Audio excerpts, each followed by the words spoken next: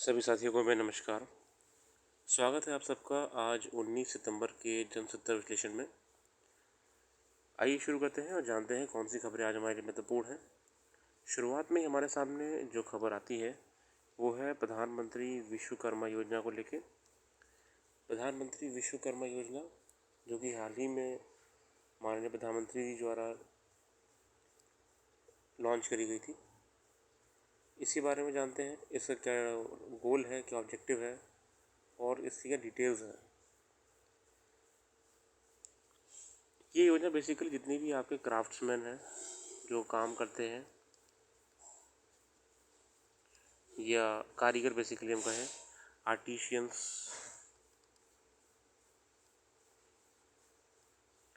ठीक है,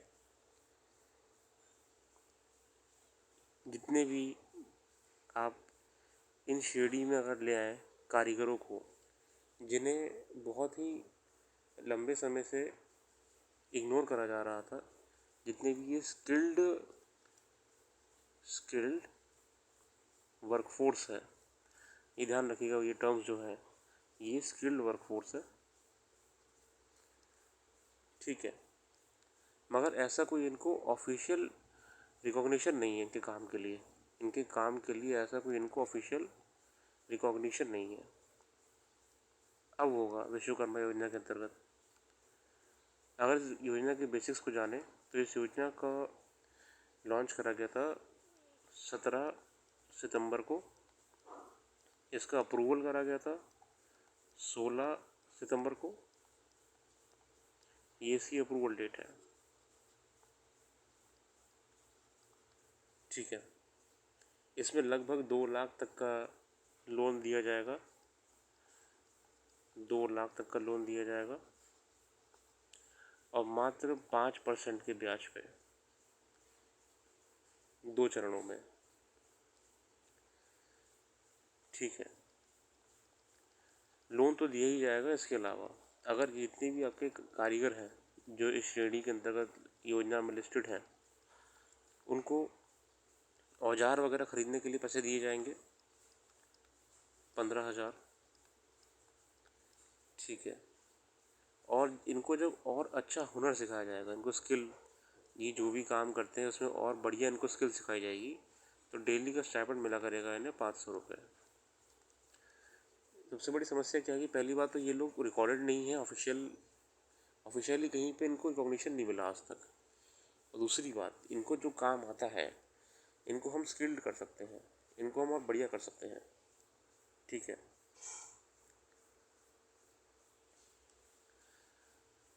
विश्वकर्मा योजना जितने भी आपकी स्किल्ड वर्कफोर्स थी, इसको और बेहतर करने के लिए शुरू करी गई थी।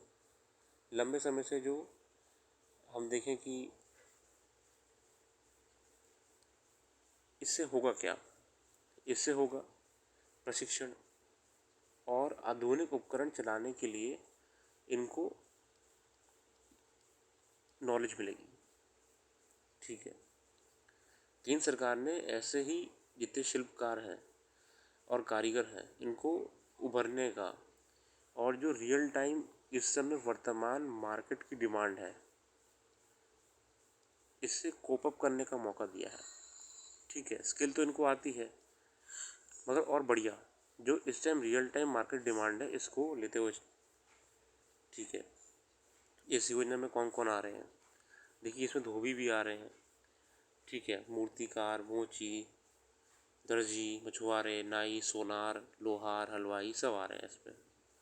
ये ऐसे लोग हैं जिनके लिए आज को प्रतिस्पर्धा दुनिया में आजीविका कमाना बहुत मुश्किल हो गया है। मतलब बदलते समय में आजीविका जो इनकी डेली मार्केट जिस हिसाब से चेंज हो रही है, इनको डेली बेसिस पे इनोवेशन करना ज़रूरी है काम में। लेकिन इनके बिना हमारी ज़रूरतें भी पूरी नहीं होती हैं, ये हम भी जानते हैं। तो ऑलरेडी जिस व्यक्ति को स्किल है उसको मार्केट ड्रिवन स्किल हम प्रोवाइड कराएंगे जो कि वर्तमान में ज़रूरी है। और इसके साथ ही साथ जो एट करंट स्किल्स हैं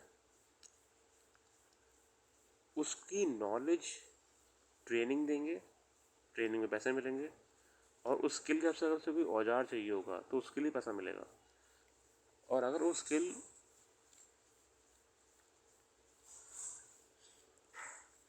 सीखने के बाद उसको कुछ व्यवसाय डालना होगा तो उसको 2 लाख तक का ऋण भी मिलेगा, मात्र 5% के ब्याज पे, जो कि बहुत ज़रूरी भी है। अब देखिए इस समय क्या हो रहा है कि इनमें टैलेंट है, इनको काम करना आता है, मगर जिस हिसाब से हमारी इंडस्ट्रीज़ बहुत तेज़ी से बढ़ रही हैं, हमें कंज्यूमर बेस्ड इकॉनमी बन रहे हैं, जिसमें ब्रांड्स हैं, जिसमें नए नए डिज़ाइंस हैं, जिसमें हर चीज़ नई है, उसमें ये लोग उस हिसाब से फाइट नहीं कर पा रहे हैं, कॉम्पिटिट नहीं कर पा रहे हैं। ठीक है, देखिए कैसे मिठाई की दुकान से आज बड़े बड़े कैफ़े खुल गए हैं। ठीक है, कैसे जो पहले मोची के माध्यम से साधारण जूते सिलवाए जाते थे, बनवाए जाते थे, वो अब ब्रांड्स लोग खरीदते हैं, नए नए डिज़ाइन से खरीदते हैं। ये सब है परिवर्तन मार्केट में जो है आपका। ठीक है, इस योजना की खास बात यह है कि इस योजना में ट्रेनिंग के बाद सर्टिफिकेट भी मिलेगा। उस सर्टिफिकेट के माध्यम से अगर ये लोग चाहें, कोई भी कारीगर चाहता है किसी कंपनी ज्वाइन करना या किसी बड़ी फैक्ट्री को ज्वाइन करना, तो कर सकता है, गवर्नमेंट वेरीफाइड होता है ये। इससे क्या होगा, ये ऑफिशियली वर्कफोर्स में आएंगे, और जब ये ऑफिशियली वर्कफोर्स में आएंगे तभी तो इनको एक अच्छी इनकम मिलेगी, इनको समाज में रिस्पेक्ट मिलेगी। ठीक है, ये मेन चीज़ है जो लक्ष्य इस योजना का है। ठीक है, आगे आते हैं। ये ध्यान रखिएगा, इसमें जो लाभार्थी कौन कौन है, कारपेंटर्स, ठीक है, आर्मरर्स, लोहार, पॉटर, कुम्हार, ठीक है, गारलैंड मेकर, और ये तमाम आपके सामने लिस्ट है।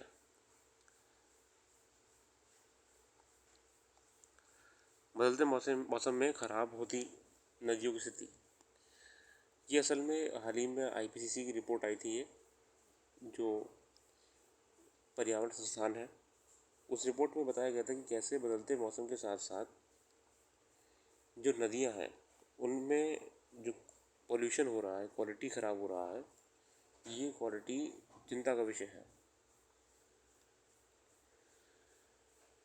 जो वेस्ट महानगरों से नदियों में डाला जाता है सीवेज के माध्यम से, या फिर शहरों में जो कूड़ा नदियों में फेंका जाता है, वो सब आपका वर्तमान में नदियों की जो गुणवत्ता है उसको असर डाल रहा है, और ये नकारात्मक असर है। ये नकारात्मक असर है, ये जो आपकी आईपीसीसी की रिपोर्ट थी, आईपीसीसी की जो रिपोर्ट थी, इसके मुताबिक जो लमसम आपकी इसमें 965 नदियों का जो सर्वे करा गया, तो उसमें ये पाया गया कि स्थिति जो है नदी की बहुत ख़राब होती जा रही है। अच्छा, इसमें कौन से मुख्य बिंदु आते हैं जिसको देखा जाता है, जैसे आपका लवणता, सैलिनिटी, जैसे आपका बायोलॉजिकल ऑक्सीजन डिमांड, सी टेम्परेचर या रिवर टेम्परेचर, वाटर बॉडी का टेम्परेचर, इसके साथ प्लास्टिक्स का होना, इसके साथ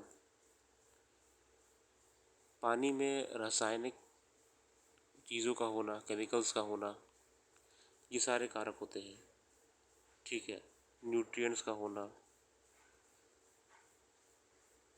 ये सब कारक होते हैं जो नदी की स्वास्थ्य के बारे में बताने में सहायता करते हैं।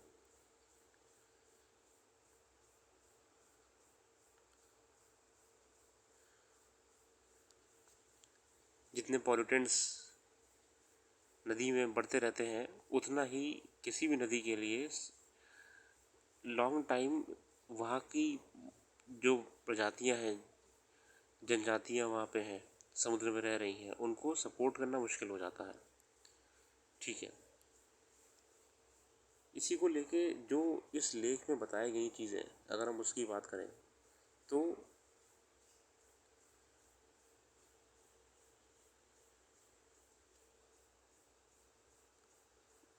विश्व भर में तमाम प्रोग्राम्स जो चलाए जा रहे हैं उन सब में एक चीज़ कॉमन ये पाई गई कि लंबे समय से जो प्राकृतिक आपदाएं आ रही हैं, जो प्राकृतिक आपदाएं आ रही हैं और जो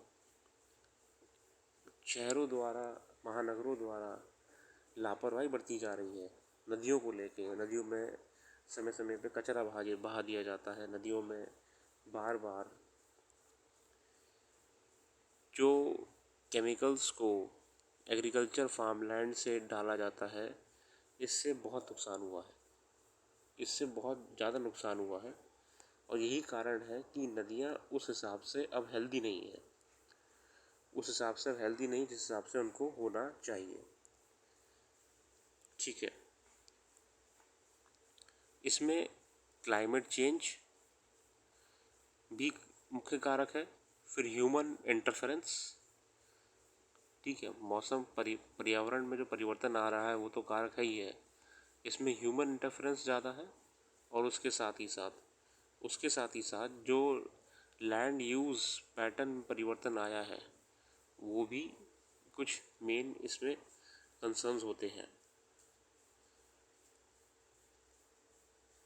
और इसमें जो सबसे ज़्यादा समस्या आपकी लगभग पूरे विश्व में देखी जा रही है, ऐसा नहीं है कि एशिया में या यूरोप या अफ्रीका में ही। यूरोप और अमेरिका की नदियाँ बहुत ज़्यादा प्रदूषित हैं, बहुत ज़्यादा प्रदूषित है यूरोप और अमेरिका की नदियाँ।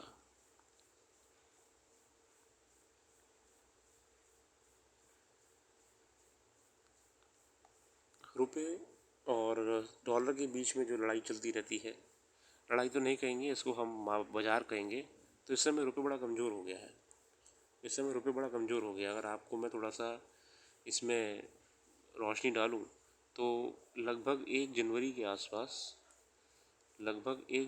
आसपास रुपये का जो आपका वैल्यू था, रुपये का वैल्यू जो था वो 1 जनवरी में बता रहा हूँ आपको, लास्ट ईयर 2022 की बात, तो वो 75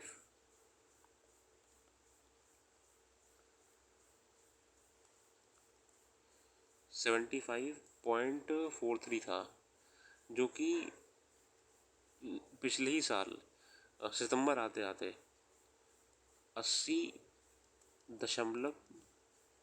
लगभग आप 51 मान लीजिए, ये है जो दर है मैं आपको बता रहा हूँ, ये सितंबर वाली है, सितंबर 22 वाली, ये डेटा 22 का बता रहा हूँ मैं आपको कि रुपए की वैल्यू कितनी कम हो रही है। सरकारें इस पे व्यापार को लेकर ध्यान हमेशा से कमी देती रही हैं। अब 2023 की बात करें तो 2023 में हमारे सामने ये दर आ गई है 83.29, जो कि बहुत ज़्यादा है। रुपए की कीमत कम हो रही है बहुत अंतर्राष्ट्रीय बाज़ार में। अच्छा, फिर इसका फ़ायदा नुकसान किसे हो रहा है? इसका फ़ायदा और नुकसान किसे हो रहा है? फ़ायदा बेसिकली उन्हें हो रहा है जो इस समय विदेशों में काम कर रहे हैं। ठीक है, ऐसे मान लीजिए कि कोई एक इंजीनियर है, वो यूएस में काम कर रहा है, उसको फ़ायदा हो रहा है, उनकी अर्निंग बढ़ रही है। दूसरी बात, अगर वो कोई राशि भारत में भेजते हैं तो वो भारत में आके और डबल होके आ रही है, ज़्यादा ही होके आ रही है। नुकसान किसे हो रहा है? नुकसान किसे हो रहा है? जो यहाँ से निर्यात करेंगे विदेशों में, व्यवसायी, बिजनेसेस, इनको अब ज़्यादा कीमत देनी पड़ेगी। ठीक है, कपड़ा क्षेत्र को फ़ायदा रहता है क्योंकि टेक्सटाइल निर्यात में भारत विश्व रैंकिंग में फ़िलहाल दूसरे स्थान पर मौजूद है। तो अगर रुपया कमज़ोर हुआ तो इस सेक्टर को भी काफ़ी फ़ायदा होता है। ठीक है, इसमें हम कभी अलग से आएंगे बाद में। कच्चे तेल की कीमत बढ़ने और अंतर्राष्ट्रीय बाजार में अन्य मुद्राओं की तुलना अंतर्राष्ट्रीय बाजार में अन्य मुद्राओं की तुलना में डॉलर के मजबूत होने से रुपए की धारणा कमजोर हुई है। विदेशी मुद्रा कारोबारी ने कहा कि इसके अलावा घरेलू शेयर बाजार में नकारात्मक रुख भी निवेशकों की धारणा को प्रभावित किया। अंतरबैंक विदेशी मुद्रा विनिमय बाजार रुपये 83.9 के भाव पर खुला। कारोबार के दौरान 83.9 से लेकर 83.30 प्रति डॉलर के दायरे में रहने के बाद अंत में 83.29 अस्थायी प्रति डॉलर पर बंद हुआ। ये पिछले बंद भारत अब तक 13 पैसे की गिरावट को दर्शाता है। इस बीच दुनिया की 6 प्रमुख मुद्राएं मुकाबले डॉलर की स्थिति को दर्शाने वाला डॉलर सूचकांक 0.11% गिरकर 105.20 रह गया है। तो इस समय बाज़ारों में अस्थिरता चली रही है, तो इसको लेके ये छोटी सी पहल थी। बाकी देखिए ये सब मार्केट लगी रहती है, रुपये का उछाल गिरावट सब अंतर्राष्ट्रीय बहुत सारे कारक होते हैं, इसमें बहुत सारे कारक होते हैं।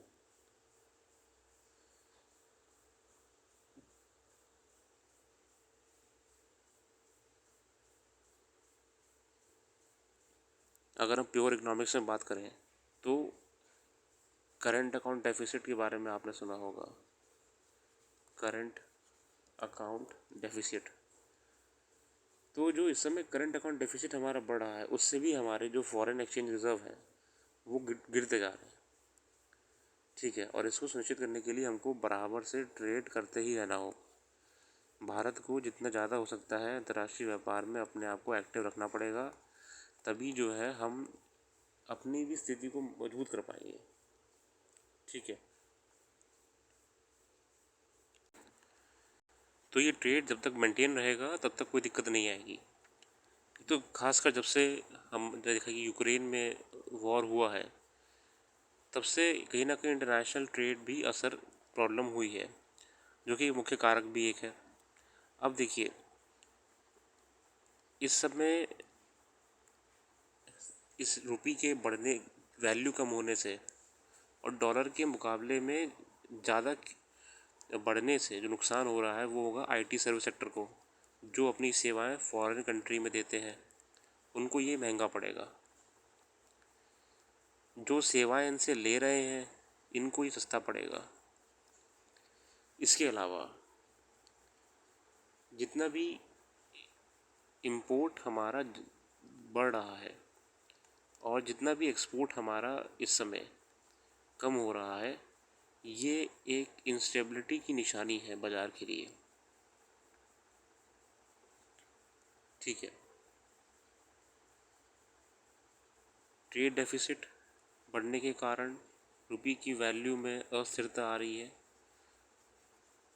ट्रेड डेफिसिट बढ़ने के कारण रुपये की वैल्यू में अस्थिरता आ रही है। ठीक है, इसके साथ ही साथ क्रूड ऑयल, हम जानते हैं क्रूड ऑयल की कीमत बहुत बढ़ गई है यूक्रेन वॉर की वजह से खासकर। तो कोयला या अदर को जो हमारी जितनी भी अन्य कमोडिटीज़ हैं, इनके होने से, इंपोर्ट होने से भी कहीं ना कहीं बर्डन बढ़ा है। अगर जितना भी सामान इंपोर्ट इस समय होगा उसकी हमको ज़्यादा ही कीमत देनी पड़ी है, जो कि इस बढ़े हुए रेट से हमको नुकसान देगा। ठीक है, आसान भाषा में हायर इंपोर्ट और लोअर एक्सपोर्ट का मतलब है कि यूएस डॉलर की डिमांड, जो यूएस डॉलर है उसकी डिमांड ज़्यादा होगी और इंडियन करेंसी की डिमांड कम होगी। ठीक है, हायर लोअर इंपोर्ट और हायर एक्सपोर्ट का मतलब यही रहेगा आपके सामने।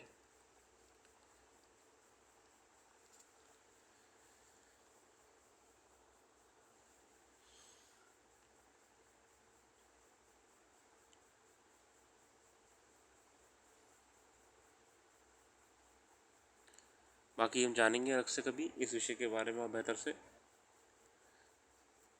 ये कुछ समस्याएं हैं जो भारत के सामने हैं। आज के लिए इतनी रखते हैं। अगर आप लोग को ये विश्लेषण पसंद आया है तो आप रेगुलरली सारी वीडियोस देखा करिए। और जैसे कि मैंने पहले कई बार बताया है कि वीडियोस जो होती हैं इनको लगातार देखने से ही फ़ायदा होता है। या फिर अगर आप अध्ययन भी करते हो अखबार का, तो अगर आप लगातार कर रहे हो तो ही उसका कोई मतलब बैठता है। तभी आप उत्तर लेखन पे कुछ लिख पाओगे, तभी आप एमसीक्यूज़ को सॉल्व कर पाओगे। अगर हम रेगुलरली अध्ययन नहीं करेंगे तो हम उतनी बेटर परफॉर्मेंस नहीं दे पाएंगे। करंट अफेयर्स रेगुलरली देखिए, एक भी दिन मिस मत करिए, रेगुलरली देखिए। या अगर आप अखबार पढ़ रहे हो तो अखबार को आप डेली करो। डेली अखबार करना बहुत ज़रूरी है। जैसे ही आप डेली ये काम करना शुरू कर देंगे, आप में जो परिवर्तन आएगा आप भी देख के बिलीव नहीं करेंगे कि आपकी सोचने की क्षमता, आपकी वैचारिक जितना भी ज्ञान है उसमें एक वृद्धि आई है। ठीक है ना। आपका जो माइंड में जो डॉलर है ज्ञान का, उसकी वैल्यू बहुत बढ़ जाएगी। जब आपके माइंड में अच्छा कंटेंट जाएगा तभी आप अच्छा कंटेंट को अपने उत्तरों में लिख पाओगे। बाकी आज के लिए इतनी रखते हैं। अपना कीमती समय देने के लिए बहुत बहुत धन्यवाद। आपका दिन शुभ हो।